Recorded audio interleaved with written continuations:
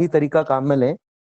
खैर आगे बढ़ते हम बिना समय व्यतीत किए, क्योंकि आज का जो टॉपिक है थोड़ा सा बड़ा टॉपिक है, इसलिए मैं टॉपिक पर आता हूं। मान लीजिए एक रॉकेट है, किसी समय पर अगर हम बात करें तो रॉकेट का उसके ईंधन समेत जो द्रव्यमान है वो मान लीजिए वो है स्मॉल m। ठीक है, t समय पर रॉकेट का जो द्रव्यमान है ईंधन समेत वो है स्मॉल m। यहां पर कल जब मैंने लिया था तब मैंने ईंधन और रॉकेट का द्रव्यमान अलग अलग मानकर लिया था। आज हम एक नया तरीका काम में ले रहे हैं, इसमें पूरा रॉकेट का एक ही द्रव्यमान हम मान रहे हैं, स्मॉल m है। और जब रॉकेट को प्रक्षेपित कर दिया गया उसके t समय पश्चात की हम बात कर रहे हैं, t समय पश्चात यानी प्रारंभिक द्रव्यमान कितना है ये भी तो हमें पता ही नहीं है। जब इसको प्रक्षेपित नहीं किया गया था शुरुआती तौर पर, बिल्कुल बिगिनिंग में, उस समय इसका द्रव्यमान कितना था वो अभी हम चर्चा नहीं कर रहे, लेकिन t समय पश्चात जब इसमें से कुछ ईंधन जल चुका है, ठीक उस समय मान लीजिए इसका द्रव्यमान स्मॉल m है और जो वेग है वो है v। ठीक है, अब जब ये चलना शुरू करता है और चलते चलते कुछ समय व्यतीत हो जाता है, ये पूरन पूर्विया अपना माइक ऑफ कर लो, पूरन पूर्विया अपना माइक ऑफ करो। इतनी बार मैंने कहा है बच्चों को, पूरन पूर्विया अपना माइक ऑफ कर लो बेटा। मुझे बंद करना पड़ेगा, सबका माइक बंद करना पड़ेगा। खैर हम वापस आते हैं जो बात मैं कर रहा था उसी पर। तो t समय पश्चात इसका वेग v है। मान लीजिए कि इस t समय के dt समय अंतराल में, यानी t समय के बाद में भी dt समय अंतराल में जो रॉकेट है उसमें से dm द्रव्यमान का ईंधन जल जाता है। जितना भी द्रव्यमान था उस ईंधन का, उसमें से dm द्रव्यमान रॉकेट के ईंधन का जल गया।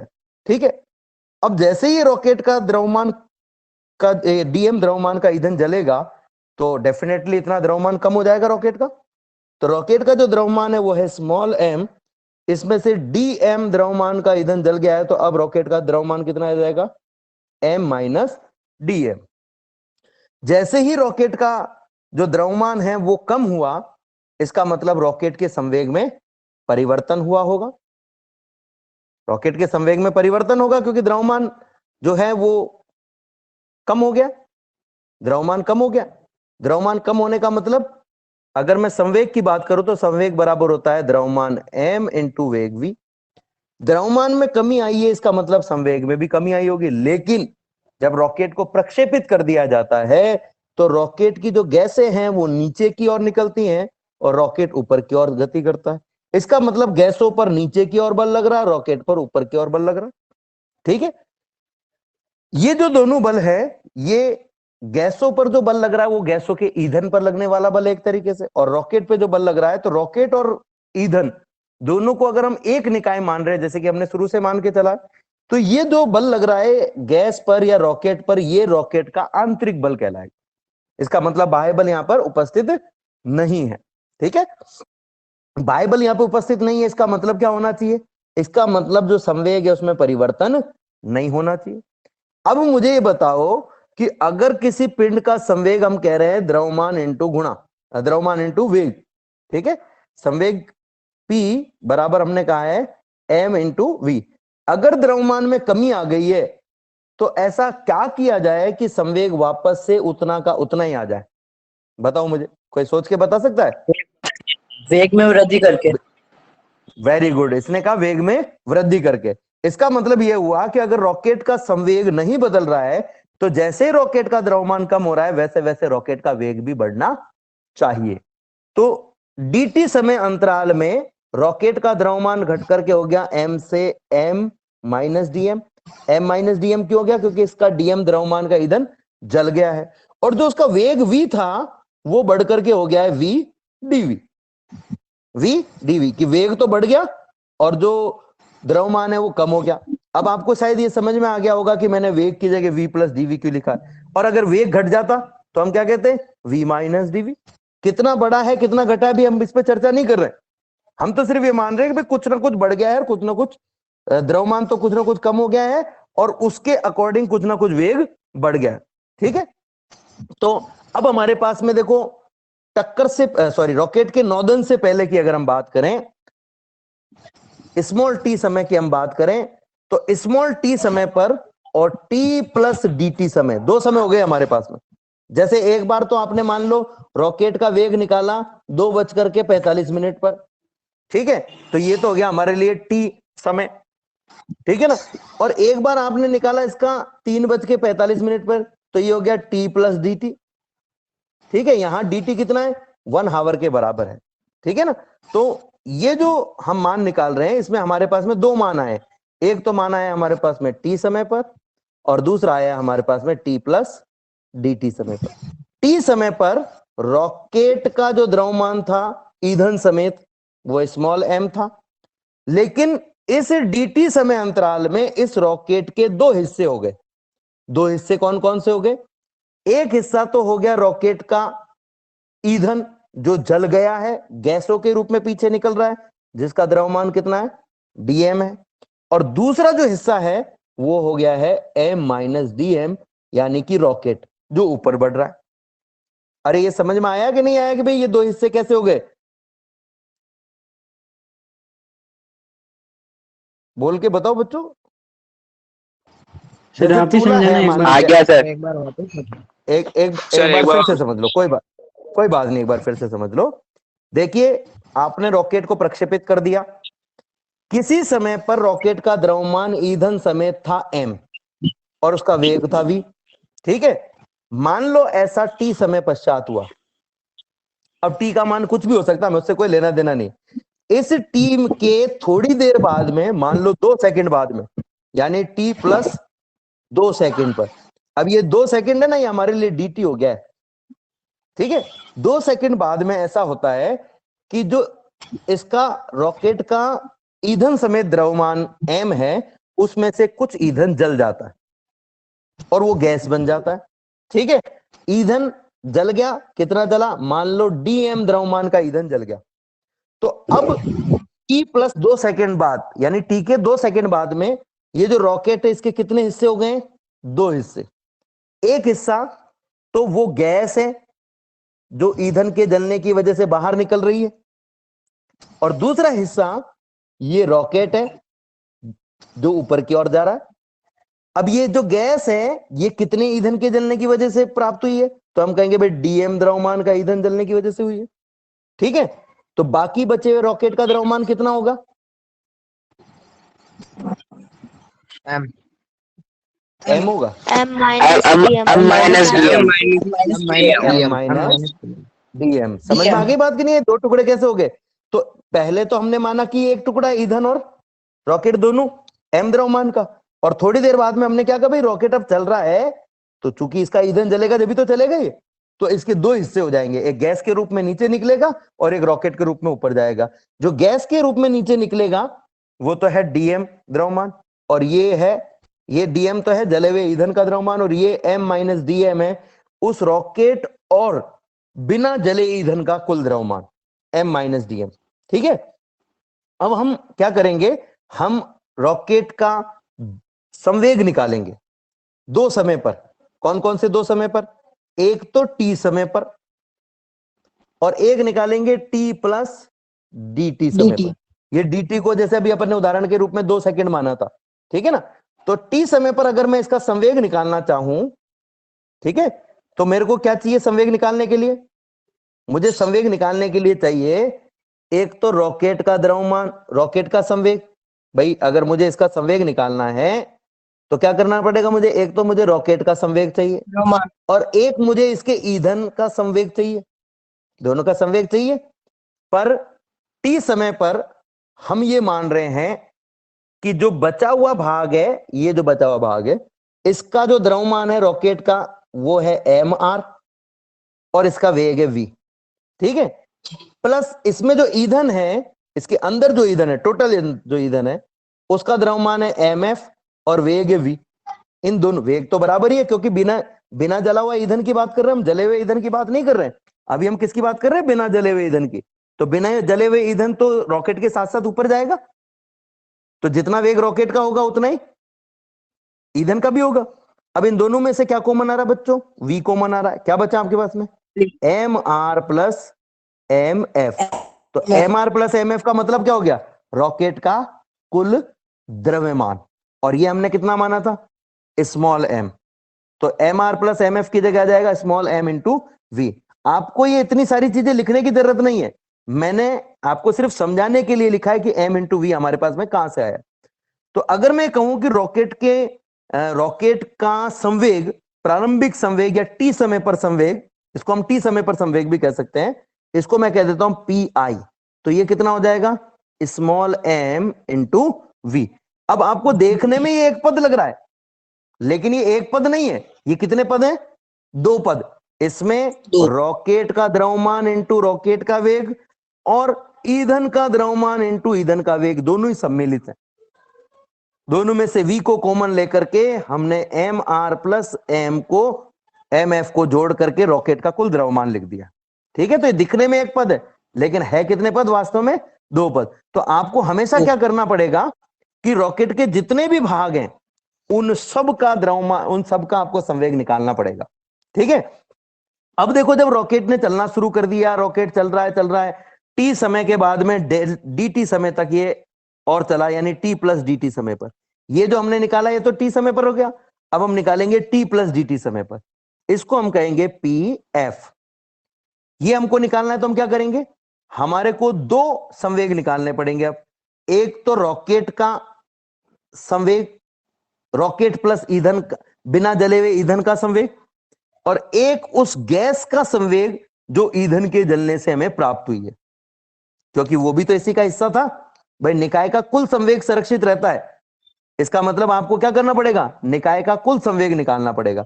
यहां पर आपने अलग अलग क्यों नहीं निकाले, क्योंकि यहां पर हमें धुआं प्राप्त, हमारे पास में गैस का मान निकालने की जरूरत हमें नहीं थी। अब हम निकालते हैं, देखो तो रॉकेट का द्रव्यमान कितना है, भाई संवेग निकालना आपको रॉकेट का, तो उसके लिए रॉकेट का द्रव्यमान चाहिए ना आपको।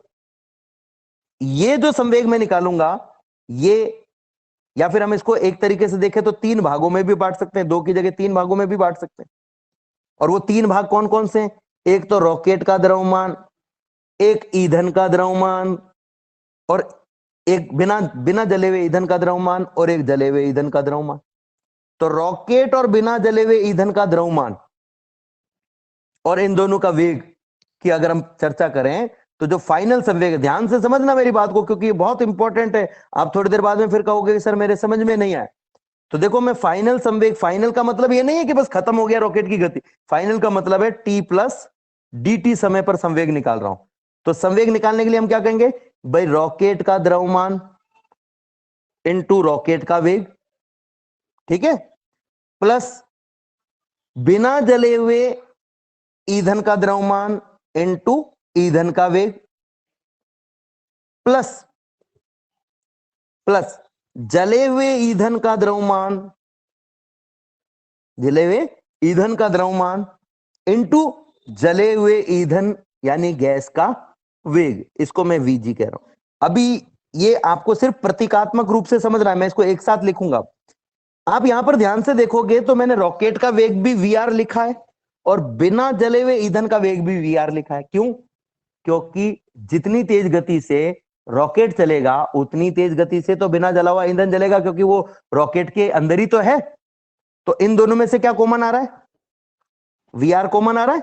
तो आपके पास में क्या आ जाएगा, M R plus M F, M R plus M F into V R plus D M into V G. ये जो समीकरण मैं लिख रहा हूं ना, इसको तो मैं मिटाऊंगा, ये आपके कोई काम की नहीं है, ये केवल आपको प्रतीकात्मक रूप से समझाने के लिए काम में ले रहा हूं मैं। ठीक है, अब ये जो ब्रैकेट में राशि लिखी है क्या है, ये है रॉकेट का द्रव्यमान प्लस बिना जले हुए ईंधन का द्रव्यमान। M R plus M F का मतलब क्या है, रॉकेट और बिना जले हुए ईंधन का कुल द्रव्यमान, यही मतलब हुआ। और ये हम पहले ही निकाल चुके हैं कि टी प्लस डी टी समय पश्चात रॉकेट और बिना जले हुए ईंधन का द्रव्यमान एम माइनस डी एम रह जाता है। अभी अभी हमने पता लगाया था ये, ठीक है। तो आपको रॉकेट, क्योंकि रॉकेट और ईंधन को अलग अलग करके तो तोल नहीं सकते ना अपन, भाई अलग अलग करके तोल सकते हो दोनों को, कितना जल गया क्या बीच में, भाई बीच अपन ऐसे रॉकेट चलते, रॉकेट में बीच में जाके तराजू लेकर के बैठ जाओगे, भाई इसमें से ईंधन निकाल के हम तोलेंगे, तो ऐसा तो अपन नहीं कर सकते। ठीक है, तो हमारे पास में क्या गया, एक तो आ गया रॉकेट प्लस बिना जले हुए ईंधन का द्रव्यमान इनटू उसका वेग, यानी कि रॉकेट और ईंधन का रॉकेट और बिना जले हुए ईंधन का संवेग प्लस जले हुए ईंधन यानी गैस का संवेग। तो आपको दो चीजें लेनी है, लेकिन इसके लिए जरूरी क्या चीज है? एक तो आपको रॉकेट का वेग चाहिए और एक आपको चाहिए गैस का वेग। दो वेग चाहिए आपको, एक तो रॉकेट का वेग और एक गैस का वेग। ठीक है, तो रॉकेट का वेग तो हमें पता है कितना है, रॉकेट का वेग तो हमें पता है कितना है। अभी अभी हमने कहा था रॉकेट का वेग dt समय पश्चात कितना हो जाएगा? v plus dv। ठीक है, रॉकेट का वेग तो हमें पता है। गैस के वेग की अगर हम बात करें तो मान लो कि ये रॉकेट है, इस रॉकेट के सापेक्ष गैस का वेग u है। आपको जो वेग चाहिए होता है संवेग निकालने के लिए, वो किसी के सापेक्ष नहीं, धरती के सापेक्ष संवेग की धरती के सापेक्ष वेग की जरूरत होती है। ये जो u मैं मान रहा हूं, ये किसके सापेक्ष वेग है? रॉकेट के सापेक्ष वेग है। अब मैं एक समीकरण लिख रहा हूं, ध्यान से समझना, उस समीकरण से को और उस समीकरण से आपको बहुत कुछ सीखने को मिलेगा। मैं जब लिखता हूं v21 बराबर v2 माइनस v1, तो इस समीकरण का मतलब होता है दूसरे पिंड का पहले पिंड के सापेक्ष वेग। क्या है इसका मतलब? दूसरे पिंड का पहले पिंड के सापेक्ष वेग बराबर दूसरे पिंड का, v2 का मतलब है दूसरे पिंड का पृथ्वी के सापेक्ष वेग, और v1 का मतलब है पहले पिंड का पृथ्वी के सापेक्ष वेग। ठीक है, अब अगर मैं, ध्यान से सुनना, अब अगर मैं गैस का रॉकेट के सापेक्ष, गैस का रॉकेट के सापेक्ष वेग निकालना चाहूं तो कैसे निकालना पड़ेगा मुझे? गैस का रॉकेट के सापेक्ष अगर मैं वेग निकालना चाहूं तो मुझे कैसे निकालना पड़ेगा? तो हम कहेंगे VG गैस माइनस का VG rocket minus Vg minus minus V VR यार वी आर। ठीक है, अब देखो गैस का रॉकेट के सापेक्ष वेग कितना है? u। गैस का रॉकेट के सापेक्ष वेग u है, बराबर गैस का वेग पृथ्वी के सापेक्ष, इस vg का मतलब क्या? गैस का वेग पृथ्वी के सापेक्ष, तो इसको मैं vg लिख देता हूं, minus minus minus V R, minus V R, rocket का पृथ्वी के सापेक्ष वेग, और वो था v प्लस डीवी। ठीक है, ये हमारे पास समीकरण है। फिर से समझ लेना, फिर से लिख रहा हूं मैं इस समीकरण को, क्योंकि ये चीज समझ में आ गई तो समझ लो पूरा समीकरण आपका सॉल्व हो गया, बिल्कुल इजी हो जाएगा आपके लिए। v21 का मतलब क्या है? v2 minus v1। ठीक है, v2 मतलब दूसरे पिंड का पहले पिंड के सापेक्ष वेग। तो ऐसे अगर मैं लिखूं कि गैस का रॉकेट के सापेक्ष वेग बराबर गैस का पृथ्वी के सापेक्ष वेग माइनस रॉकेट का पृथ्वी के सापेक्ष वेग। अब ये जो VGR है इसका मान है u। गैस का रॉकेट के सापेक्ष वेग हमने कितना माना है? u। ठीक है, उमेश कुमार जाट कह रहा है कि कम समझ में आया। क्या कम समझ में आया उमेश? उमेश उमेश अपना माइक ऑन करो और बताओ क्या कम समझ में आया बेटा।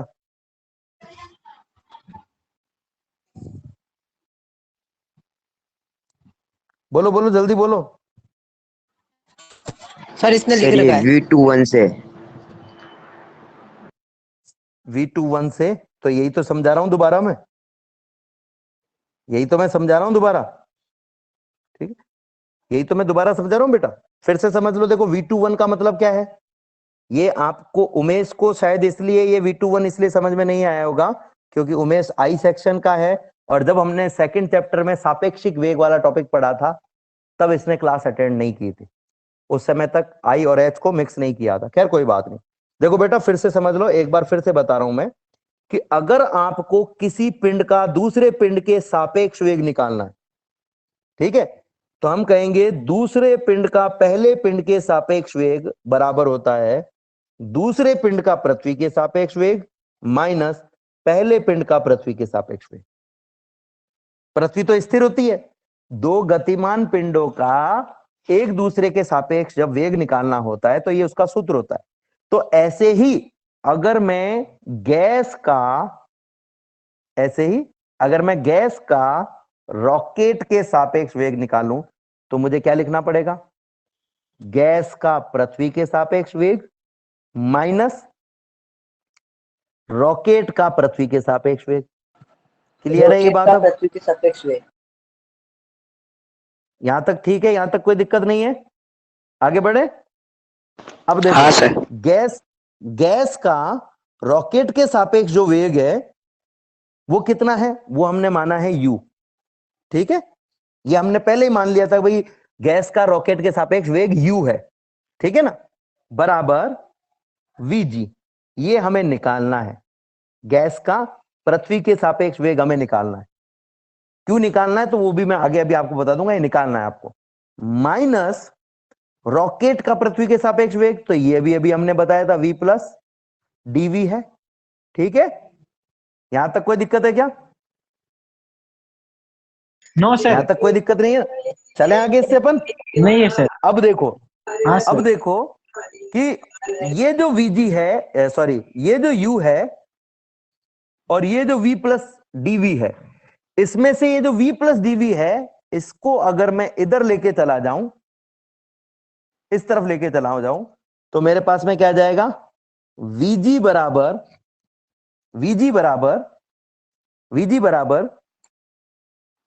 u plus v plus dv। यही आ जाएगा। देखो, v प्लस dv को इधर ले जाओगे तो प्लस हो जाएगा ना, v प्लस dv। इसको ऐसे भी लिख सकते हो आप। देखो फिर से समझ लो। हाँ सर। u तो इधर ऑलरेडी है और ये v प्लस dv भी आ गया, यहां पर आ गया, बराबर vg। यानी गैस का अगर आपको पृथ्वी के सापेक्ष वेग निकालना है तो वो आएगा u plus v plus dv। ठीक है, यही समीकरण जो मैंने लिखी है इसको ऐसे भी लिख सकते हैं। देखो, माइनस का vg r बराबर, पूरे पर माइनस लगा दो, इस पर पूरे पर माइनस लगा दोगे तो क्या होगा? vg इधर चला जाएगा और vr इधर आ जाएगा। यही होगा। पूरे पर अगर अपन पूरे को माइनस से गुणा कर दें तो ये समीकरण कैसा बन जाएगा अपने पास में? या यहां से समझ लो, इस पूरे को माइनस से गुणा कर दे तो ये माइनस हो जाएगा, ये माइनस हो जाएगा और ये प्लस हो जाएगा। ठीक है, समझ में आ रही है ना मेरी बात की नहीं आ रही है? तो ऐसे भी आप इसको लिख सकते हो, इससे कोई फर्क नहीं पड़ेगा। अब हमने ये गैस का पृथ्वी के सापेक्ष वेग निकाला क्यों? हमने जो गैस का पृथ्वी के सापेक्ष वेग निकाला है वो क्यों निकाला है? देखो, हमें रॉकेट का t समय पर संवेग तो हमें प्राप्त हो गया। t समय पर संवेग जो आया उसको पी आई में कहूं तो वो हो गया m इंटू वी। ठीक है, मुझे t समय dt समय पश्चात यानी कि t प्लस dt समय पर कुल संवेग निकालना है। ठीक है, अब t प्लस dt समय पर कुल संवेग निकालना है तो वो हमारे पास में होगा pf बराबर, दो संवेग आपको इसमें जोड़ने पड़ेंगे। एक तो आपको रॉकेट का संवेग लेना है। जब भी मैं कहूंगा ना रॉकेट का संवेग तो इसका मतलब होता है रॉकेट प्लस बिना जले हुए ईंधन का संवेग। ठीक है ना, और एक आपको लेना है जले हुए ईंधन यानी कि गैस का संवेग। ठीक है बच्चों, आप ऑनलाइन रहना, मैं बाहर नहीं जा रहा हूं, एक बहुत जरूरी मैसेज करके वापस बाहर आ रहा हूं।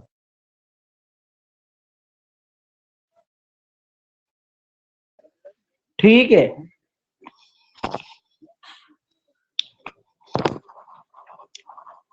हाय दोस्तों। Okay sir.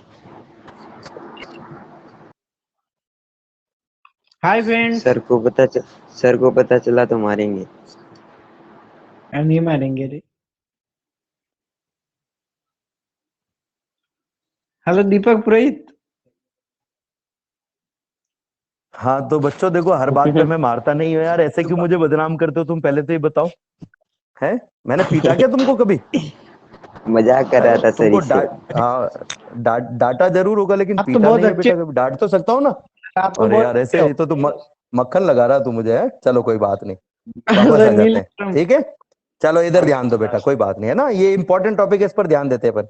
तो देखो क्या है हमारे पास में, पीएफ बराबर रॉकेट का संवेग। अब रॉकेट का संवेग निकालना है तो आपको क्या करना पड़ेगा, रॉकेट का द्रव्यमान चाहिए और रॉकेट का वेग चाहिए, ठीक है ना।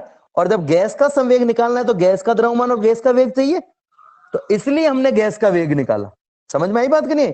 और इसमें जो वेग चाहिए होता है वो हमेशा पृथ्वी के सापेक्ष वेग चाहिए होता है। हमें जो यू दिया हुआ था वो पृथ्वी के नहीं, रॉकेट के सापेक्ष वेग दिया हुआ था, उसका इस्तेमाल हम डायरेक्ट नहीं कर सकते थे, इसलिए हमने पृथ्वी के सापेक्ष वेग निकाला है। तो रॉकेट का संवेग कितना हो गया, रॉकेट का द्रव्यमान m minus D M into rocket का वेग v प्लस dv, ठीक है, प्लस गैस का द्रव्यमान। गैस का द्रव्यमान कितना है, जितना ईंधन जला है उतनी ही गैस जली होगी, उतनी गैस निकली होगी, तो गैस का द्रव्यमान हो गया dm। और गैस का वेग कितना हो गया, तो ये अभी अभी हमने निकाला v plus dv plus u, v plus dv plus u, ठीक है। तो ये हमारे पास में पीएफ का मान आ गया। अब चूंकि इस रॉकेट पर बाहर से कोई बल नहीं लग रहा है, इसका मतलब क्या होना चाहिए, रॉकेट का संवेग संरक्षित रहना चाहिए।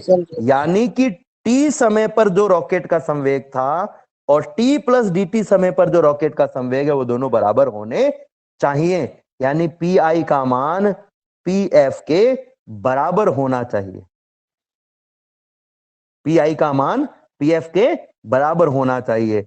एक बार इसको हम पीडीएफ में भी समझ लेते हैं तो थोड़ा सा दोहरान भी हो जाएगा हमारा। माना किसी समय टी पर रॉकेट का द्रव्यमान m है, उसका वेग v है, रॉकेट से निष्कासित गैसों के कारण इसका जो द्रव्यमान है वो घट करके कितना हो जाता है, m माइनस डी एम, और वेग बढ़ करके हो जाता है v प्लस डीवी। ये भी हमने मान लिया कि निष्कासित गैस का रॉकेट के सापेक्ष वेग u है। अब हम रॉकेट के सापेक्ष निष्कासित गैसों का वेग निकालना चाहें तो हम कहेंगे रॉकेट का पृथ्वी के सापेक्ष वेग माइनस गैसों का पृथ्वी के सापेक्ष वेग। मैंने ये उल्टा क्यों लिखा, इसलिए क्योंकि गैसें नीचे निकल रही हैं तो इसका वेग आपको माइनस में लेना पड़ेगा। तो माइनस का u बराबर v plus DV minus VG. इस vg को ले जाओ इधर और u को ले आओ इधर, तो देखो क्या आ गया, वापस से वही आ गया जो हमने अभी निकाला था, vg बराबर v plus DV plus u। अब निकाय का अगर प्रारंभिक संवेग हमें निकालना है तो प्रारंभिक संवेग होगा m इंटू वी, और निकाय का अंतिम संवेग निकालना है तो रॉकेट का संवेग प्लस गैसों का संवेग।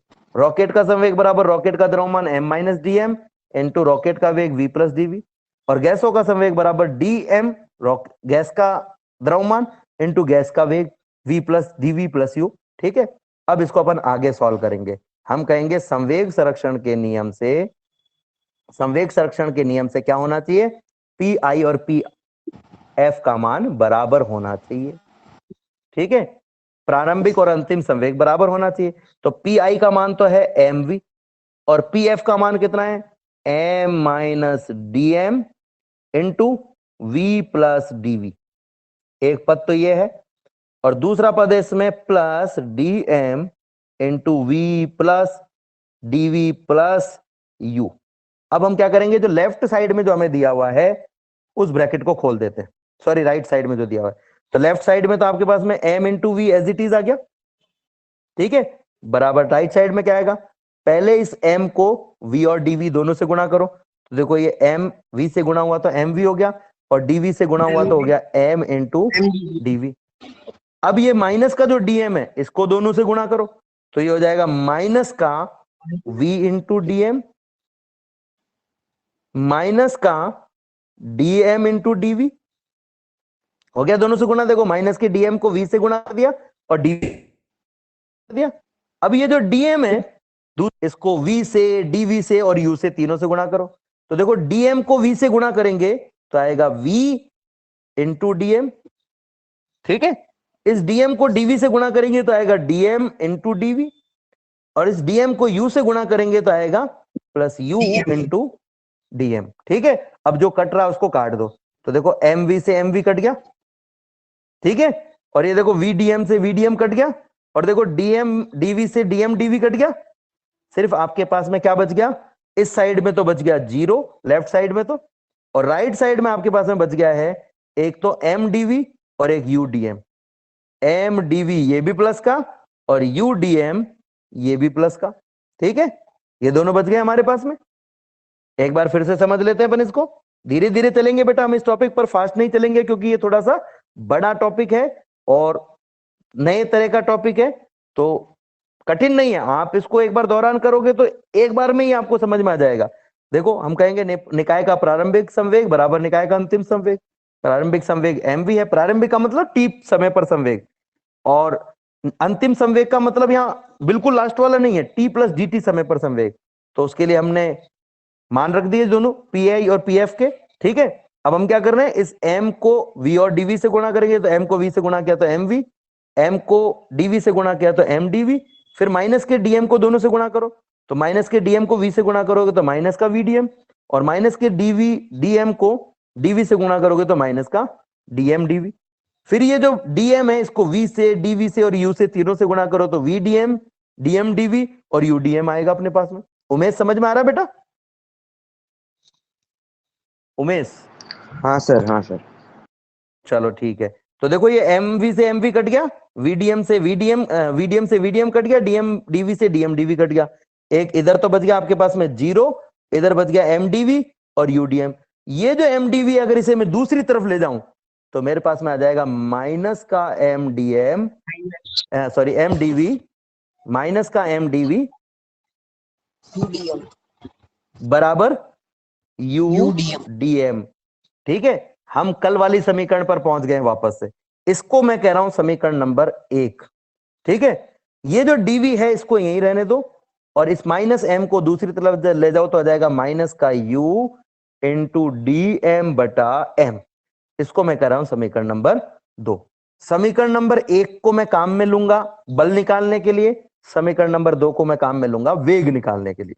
ठीक है, तो बच्चों मुझे ये बताओ कि जो माइनस एम डी वी है, अगर मैं इस समीकरण में इस पूरी समीकरण को माइनस डी टी से भाग दे दूं तो क्या आ जाएगा आपके पास में, माइनस का M D V upon minus का डी टी बराबर दूसरी तरफ क्या आ जाएगा, U D M upon minus का डी टी। dt ठीक है, तो देखो माइनस से माइनस कैंसिल हो जाएगा, यहां तो हो जाएगा m into D V by D T, और इस तरफ क्या आ जाएगा u into D M by D T. ठीक है, dv बाई डी टी का जो मान होता है वो त्वरण a के बराबर होता है, तो ये हो जाएगा m इंटू a बराबर u D M by D T. ठीक है, m इंटू a जो होता है उसको हम क्या कहते हैं, m इंटू a को बल कहते हैं, बल कहते हैं। किसी पिंड पर लगने वाला बल। तो ये हो जाएगा F बराबर u D M by D T. तो ये जो बल है ना ये F, ये कोई बाह्य बल नहीं आया अपने पास में, ये ध्यान रखना, ये वो बल है जो रॉकेट को ऊपर गति करा रहा है। अब रॉकेट को ऊपर कौन गति करा रहा है, ऊपर ईंधन के जलने से जो गैसें निकल रही है वो ऊपर गति करा रही है। तो ये बल हमारे पास में गैसों द्वारा रॉकेट पर लगाया गया बल है। माइनस भी आएगा इसमें, माइनस भी आएगा, माइनस इसमें लिखने से रह गया है, तो ये माइनस यहां पर और यहां पर भी। ठीक है, बल आ गया, एक काम हमारा हो गया। अब दूसरा काम हम क्या करेंगे, दूसरा काम हम यहां पर ये करेंगे कि हम इस रॉकेट का वेग निकालेंगे, एक ऐसा समीकरण निकालेंगे जिससे हम ये बता सकें कि जो रॉकेट का वेग है वो कितना होगा। ठीक है, तो अगर मैं इस समीकरण का समाकलन कर दूं, ये समाकलन कर दिया dv और इधर समाकलन कर दिया माइनस का u dm बाई m। तो समाकलन जब हम करते हैं, समाकलन का मतलब होता है छोटे छोटे बहुत सारे पदों को जोड़ना, लेकिन उसके लिए आपको पता होना चाहिए कहां से कहां तक जोड़े। तो हम कहेंगे भाई वेग में परिवर्तन, dv का मतलब वेग में परिवर्तन है, तो इसके लिए प्रारंभिक वेग तो हो गया vi और अंतिम वेग हो गया vf। ठीक है, और यहां पर dm का मतलब है द्रव्यमान में परिवर्तन, तो हम कहेंगे भाई प्रारंभिक द्रव्यमान को mi मान लेते हैं, अंतिम को mf मान लेते हैं। कल हमने क्या किया था, प्रारंभिक को हमने mo माना था और अंतिम को हमने m माना था। ठीक है, यहां अंतिम का मतलब अंतिम नहीं है, अंतिम का मतलब है किसी समय t प्लस dt समय पर, t प्लस dt समय पर द्रव्यमान है। तो आप चाहे एम आई एम एफ मानो, चाहे एम नॉट और एम मानो, बात एक ही है, सिर्फ नाम बदले हैं, मतलब नहीं बदले हैं। जब आपने एम आई लिखा तब प्रारंभिक द्रव्यमान एम आई है, जब आप एमओ लिखते हो तो प्रारंभिक द्रव्यमान एमओ है। ठीक है, समझ में आई बात कि नहीं आई? तो अब हम क्या कर रहे हैं, यहां इसका समाकलन करेंगे। देखो, जब हम समाकलन करते हैं तो मैंने जैसा कल भी आपको बताया था कि डीवी का समाकलन होता है वी, और डीएम बाई एम का जो समाकलन होता है वो होता है लॉग ई बेस एम। ठीक है, ये इसको अब आप डायरेक्ट अगर लिखना चाहो तो यहां पर इस तरीके से भी लिख सकते हो, सूत्र लगा करके कि dx का समाकलन x और dx बाई x का समाकलन dx बाई x का समाकलन होता है log e x, जिसे log e की जगह ln भी लिख सकते हो आप। ठीक है, ये दोनों सूत्र आपको इस पिछली समीकरण में लगाने, इस समीकरण में। तो इस समीकरण में जैसे ये सूत्र हम लगाएंगे, हमारे पास में क्या आ जाएगा देख लेते हैं हम। हमारे पास में आ जाएगा dx का समाकलन जैसे x होता है वैसे dv का समाकलन हो जाएगा v, और ये हो जाएगा आपके पास में vi से vf।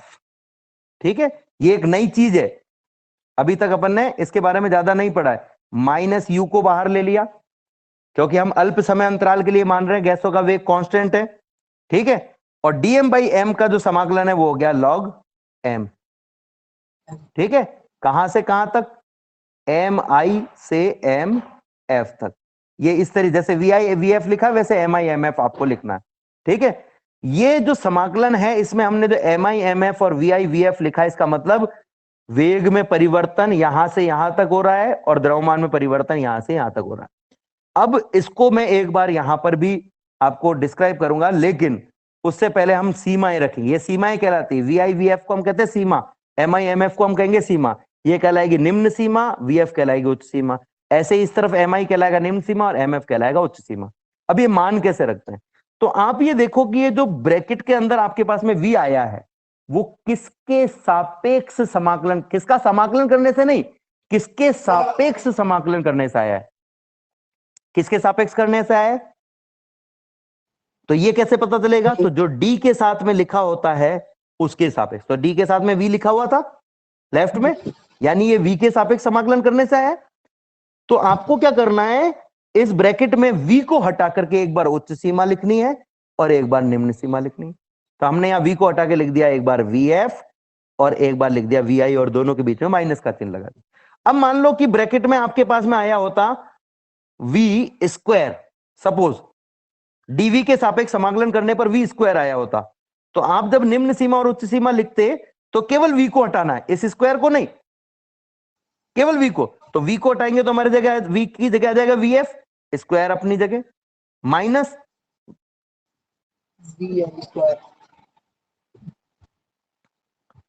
वी आई का स्क्वायर, वी एफ का स्क्वायर माइनस वी आई का स्क्वायर। ठीक है, तो इस तरीके से हम इसे समझ सकते हैं कि ये जो हमारे पास में सीमाएं हैं वो हम कैसे रखेंगे।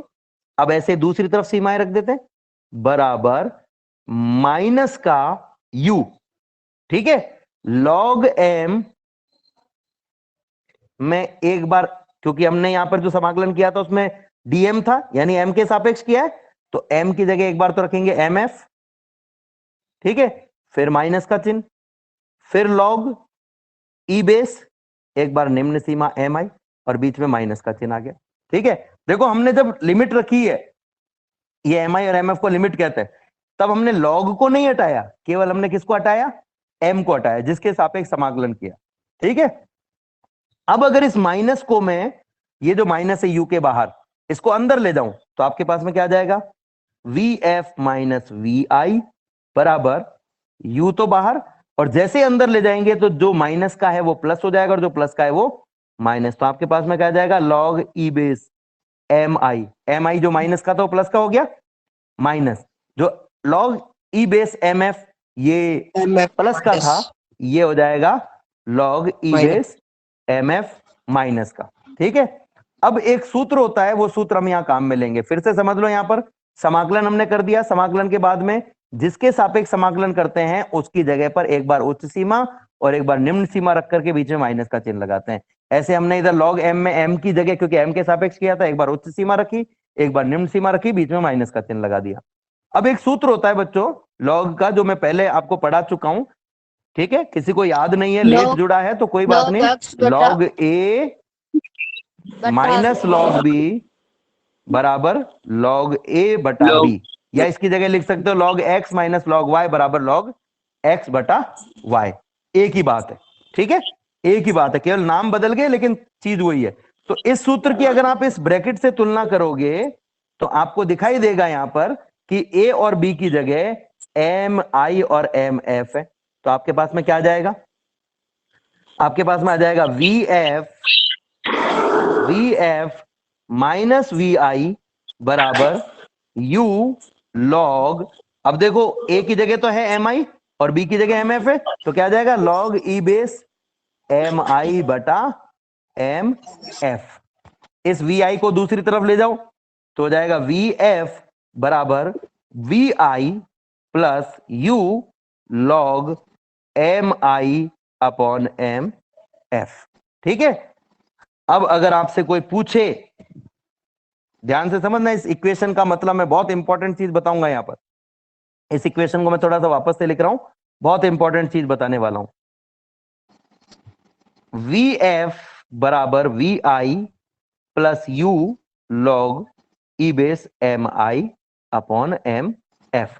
ये जो एम आई है, मानो कि ये सबसे शुरुआत में, यानी जब रॉकेट का नोदन आपने नहीं किया, रॉकेट का प्रक्षेपण आपने नहीं किया, उस समय का द्रव्यमान बताया दिया हुआ है। एम आई क्या है? उस समय का द्रव्यमान है।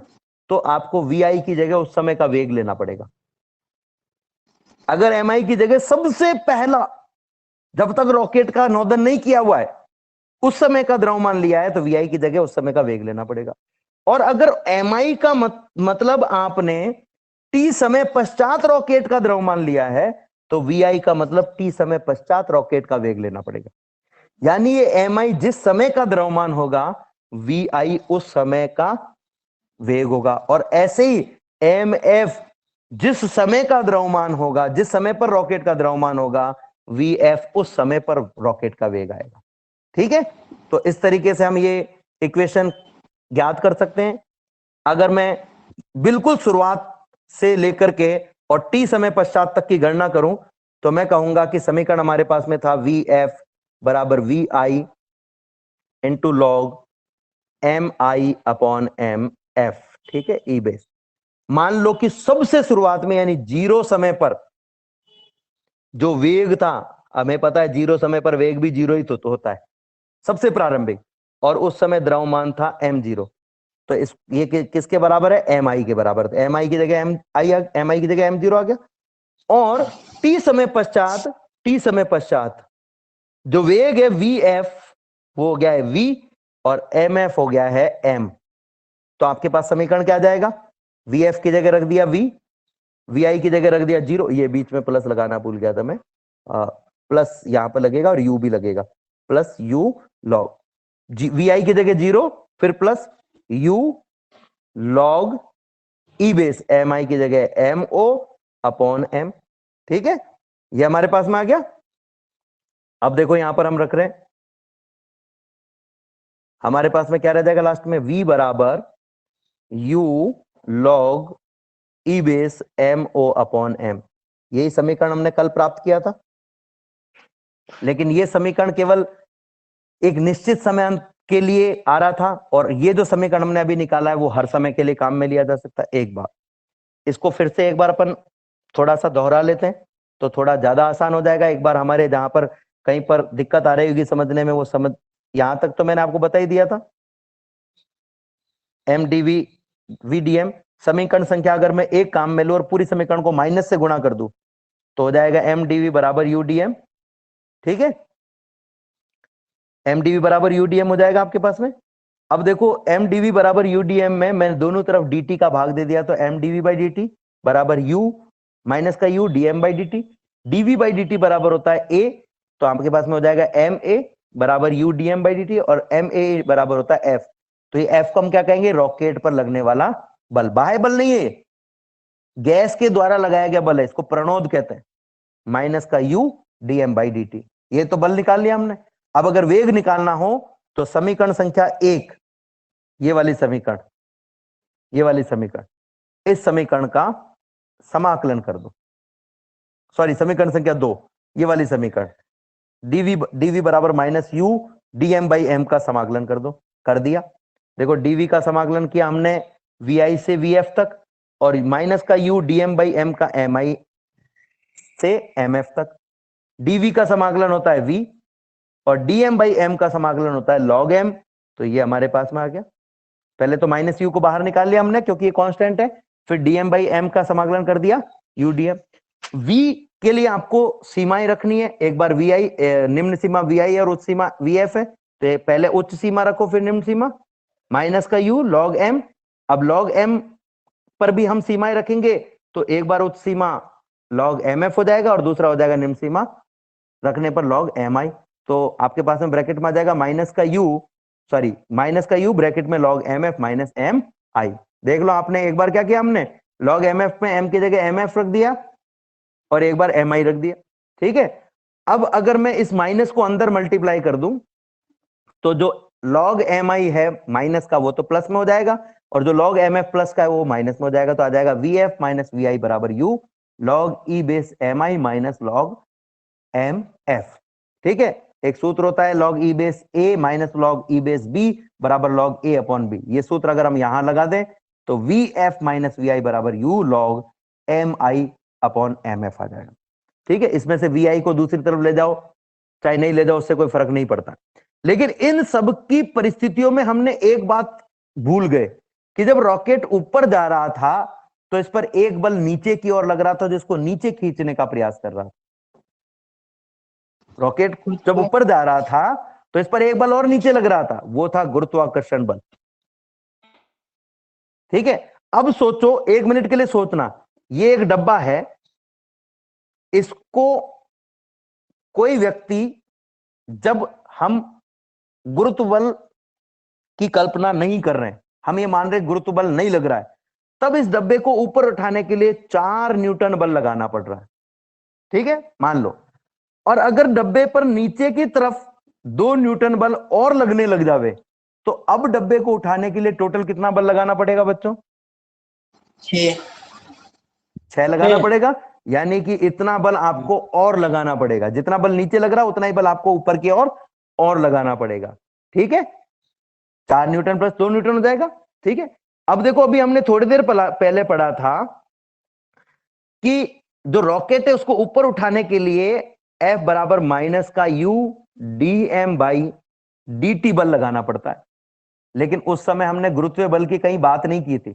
अब हम कह रहे हैं कि गुरुत्वीय बल mg भी नीचे लग रहा है, तो हम कहेंगे इतना ही बल ऊपर और लगाना पड़ेगा आपको, इतना ही बल ऊपर और लगाना पड़ेगा। तो चूंकि ये बल नीचे लग रहा है इसलिए माइनस में लेना पड़ेगा, तो माइनस का एम जी, ये दोनों जुड़ गए एक तरीके से कि भाई ये बल और ये बल। माइनस का एम जी क्यों लिया हमने? क्योंकि जो गुरुत्वीय बल है वो नीचे की ओर लग रहा है, तो जितना बल नीचे की ओर लग रहा है उतना ही बल आपको ऊपर लगाना पड़ेगा।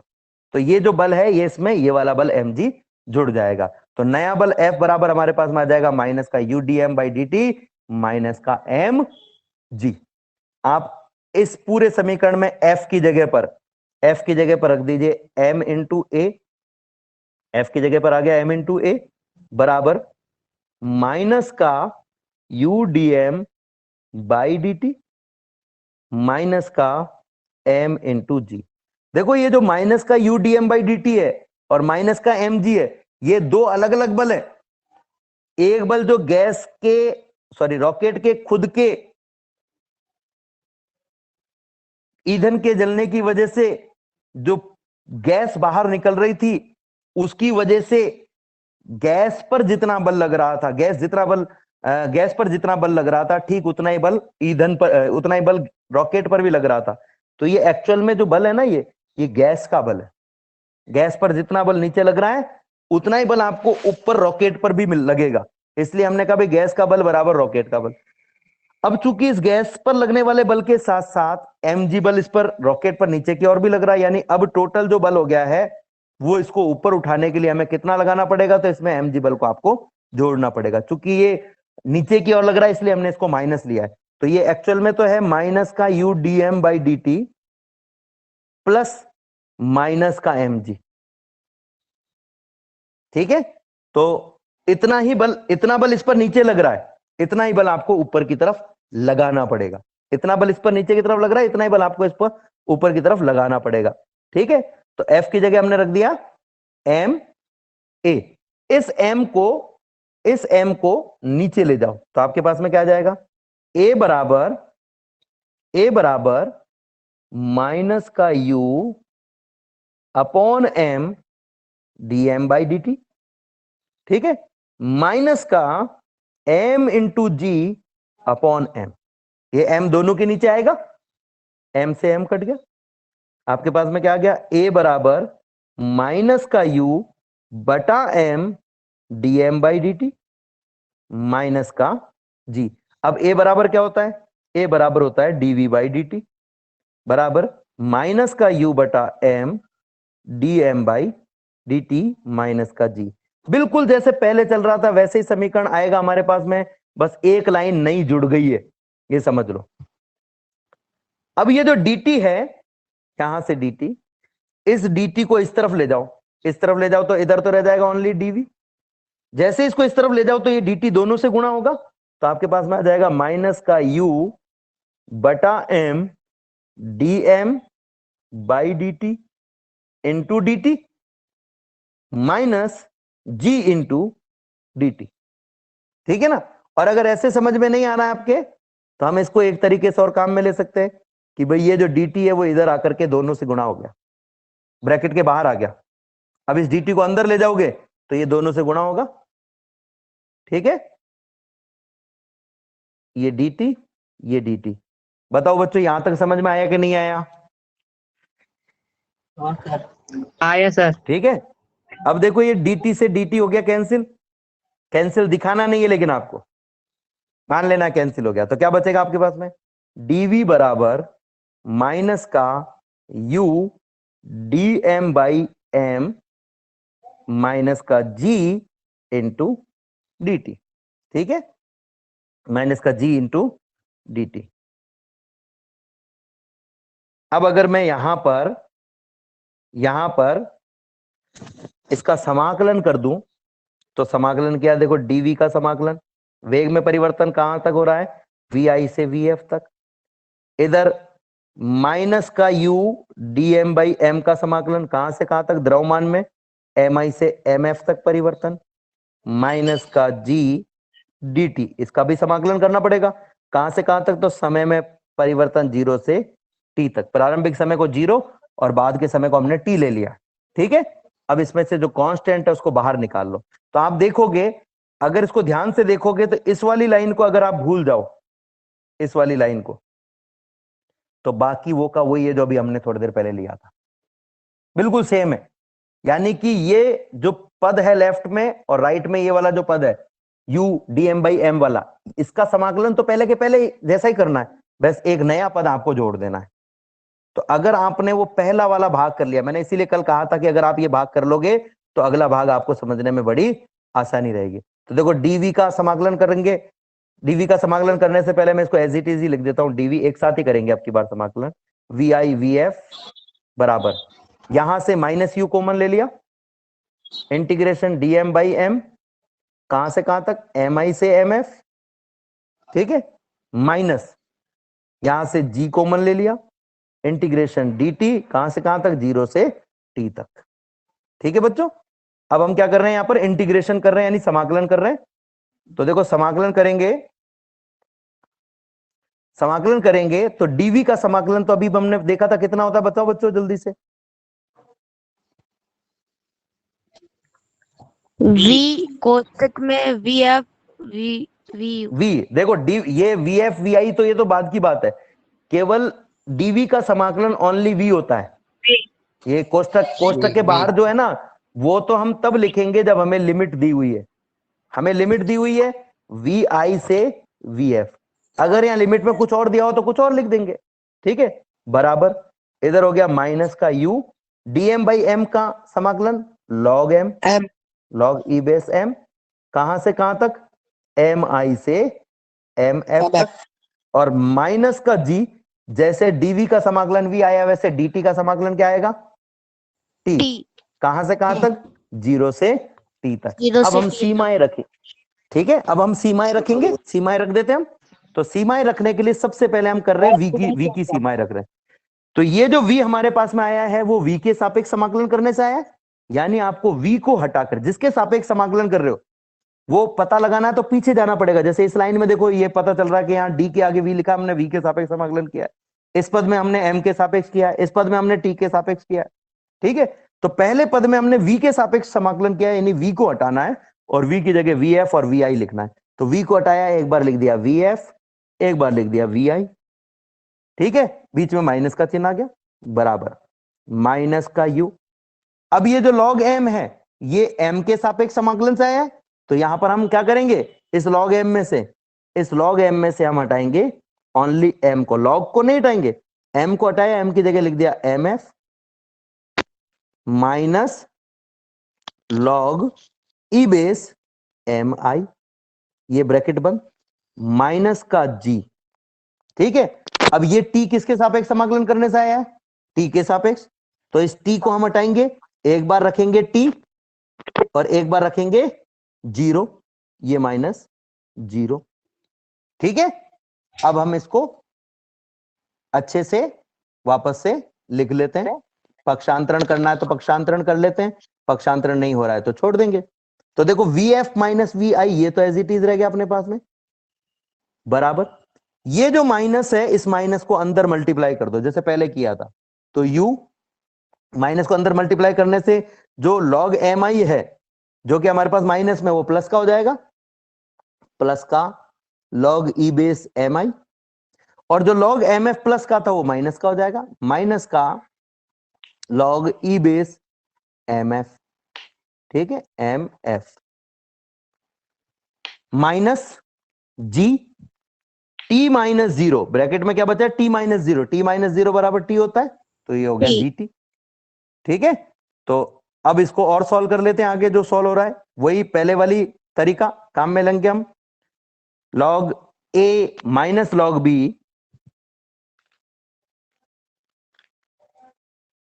log a minus log b बराबर Okay, better. log a बटा b से। इस सूत्र से देखें तो आ गया vf माइनस vi बराबर u log e base mi upon mf minus gt। आप चाहो तो इस vi को दूसरी तरफ ले जा सकते हो, नहीं ले जाना चाहो तो रहने दो, ठीक है बच्चों। एक बार इसको फिर से समझ लेते हैं हम, और थोड़ी सी क्लास आपकी आज बड़ी हो गई है क्योंकि ये जो टॉपिक है वो बड़ा टॉपिक भी है, इंपॉर्टेंट टॉपिक भी है, और किसी भी तरीके से इस टॉपिक को समझने के लिए आप कोई कोताही नहीं बरतेंगे, कोई लापरवाही नहीं बरतेंगे, इसका दोहरान बहुत अच्छे से करेंगे, और जिसको जहां समझ में नहीं आए उसको पॉइंट आउट कर लेंगे, मेरे से स्कूल में या बाद में पूछ सकते हो आप। वापस से देख लेते हैं, एफ बराबर माइनस का U D M by D T minus M G, F बराबर होता है एम ए, ये हमने रख दिया, एम ए में से एम को दूसरी तरफ ले जाएंगे तो आ जाएगा ए माइनस का U D M by D T minus M G में एम का भाग दिया तो एम कट गया, ओनली जी रह गया, ठीक है। अब जो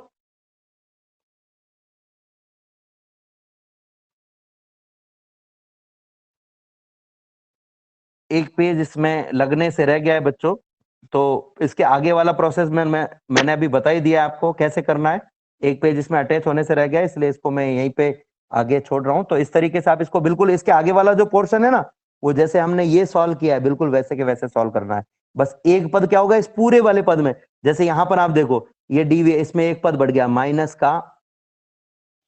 का जी डी टी, कहां से कहां तक, 0 से टी, ये बस बढ़ाते जाओ, माइनस का जी बाहर इंटीग्रेशन डी टी 0 से टी, यहां पर भी बढ़ा दिया माइनस का जी, एक बार रखा टी एक बार रखा 0, ऐसे आगे तक बढ़ाते जाओ, माइनस का जी टी माइनस का जी टी, ये लो, ठीक है, समझ में आ रहा है ना। क्या करना है आपको? कर लोगे कि नहीं कर पाओगे? कर लेंगे बताओ सर। मुझे, पक्का है? चलो ये अच्छी हाँ। बात है कि आप लोग कर लेंगे, एक बार ट्राई करें और उसके बाद